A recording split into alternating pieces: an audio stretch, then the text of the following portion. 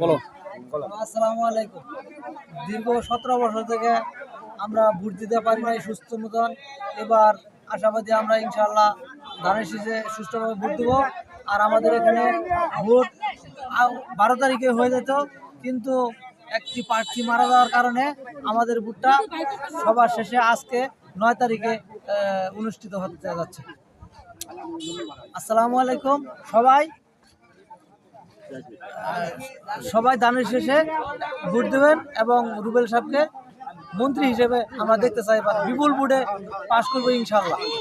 আমরা যত সম্ভব জানি যে এমপি রুবেল সাহেব পাশ হলে যত সম্ভব যে প্রতিমূর্তি বানাবে তাকে, যত সম্ভব জানি উপরে মনোনীত তাকে প্রতিমূর্তি দেওয়া হবে। আসলে কি আপনারা এটাই চিন্তা ভাবনা করতেছেন?